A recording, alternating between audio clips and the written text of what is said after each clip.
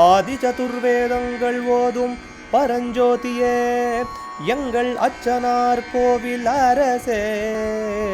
நம்புவோர்க்கு உபகாரி என்பதில் இவரன்றியில் நாட்டில் ஓர் தெய்வம் யார்கான். ஆதி சதுர்வேதங்கள் ஓதும் பரஞ்சோதியே எங்கள் அச்சனார் கோவில் அரசே.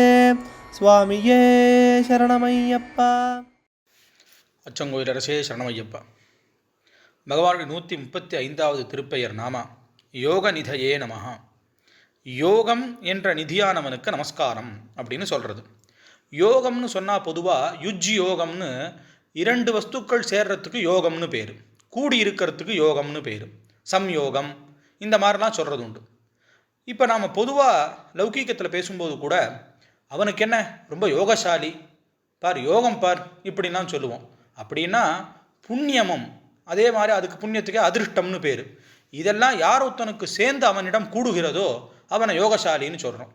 இதையே பொதுவாக யோகம்னு சொல்லி சொன்னாலே தியானமும் ஆசனங்களும் பகவான்கிட்ட மனசை நிறுத்துறதுனால அதற்கு யோகம்னு பேர்.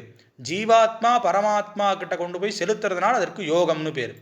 இங்கே பகவானுக்கு யோக நிதின்னு போட்டிருக்கு. இதுக்கு நிறைய அர்த்தங்களை சொல்லலாம். என்னென்னா யோகசாஸ்திரங்களுக்கெல்லாம் யோக லட்சணங்களுக்கெல்லாம் ஒரு நிதியாக இருக்கிறவர்னு ஒரு அர்த்தம். இன்னொரு அர்த்தம் என்னென்ன விதமான யோகங்கள் உண்டோ, ஏன்னா ஜோதிஷ சாஸ்திரத்தில் கஜகேசரி யோகம் இன்னும் எத்தனையோ யோகங்கள் சொல்லப்படுறது. ஸ்ரீ முத்துசுவாமி தீட்சிதேந்திரர் அவர்கள் நவகிரகங்கள் மேலே கிருதி பண்ணியிருக்கார். அதில் சுக்ரனை பற்றி ஸ்ரீ சுக்ர பகவந்தம் அப்படின்னு ஒரு கிருதி. அந்த கிருதியில் கடைசியில் கீழே சரணங்களில் வரும்போது சொல்லுவார், என்னென்னமோ யோகங்கள் பேர் சொல்லியிருப்பார். கோபுர இந்த மாதிரி என்னென்னமோ யோகங்கள் இதுக்கெல்லாம் அங்கே சொல்கிறார். இதெல்லாம் ஜோதிஷ் சாஸ்திரங்களில் ரொம்ப ஆச்சரியப்படக்கூடிய யோகங்களாக சொல்லப்படுறது. எல்லாருக்கும் சில விசேஷமான யோகங்கள் உண்டு. யாருக்குமே யோகம் இல்லைன்னு சொல்லிட முடியாது. சில பேர் சொல்கிறது உண்டு எந்த யோகமுமே இல்லைன்னு. அப்படி இல்லை, ஈஸ்வரனுடைய சிருஷ்டியில் அத்தனை பேர்கிட்டையும் ஒரு விசேஷமான அம்சத்தை வச்சு தான் இருக்கார். அப்படி இருக்கிறதுனால யோகங்கள்லாம் அந்த மாதிரி என்னென்ன மனிதன் அடையக்கூடிய யோகங்கள் இருக்கோ அந்த யோகத்துக்கெல்லாம் நிதியாக இருக்கிறவர், அள்ள அள்ள குறையாமல் இருக்கிறவர். அப்படி இருக்கிறவர்கிட்ட நாம் போய் சேர்ந்தோமானா அந்த யோகம் நம்மள தானாக அடைய போகிறதாக இருக்கிறதுனால யோகங்களுக்கு நிதியான பகவானை நாம் போய் அடைஞ்சுட்டோம்னா நம்ம எல்லா விதமான யோகமும் அடையும். கடைசியில் மோட்சங்கிறதான யோகமும் அடையும். அவர்கிட்ட பிரியாத தன்மைங்கிறத அடையுங்கிறதுக்கு ரொம்ப அர்த்தங்களை உடைய நாமாவாக இது அமையிறது.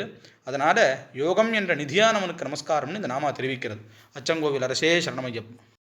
அச்சனார் கோவில் அரசே. சுவாமியே சரணமையப்பா.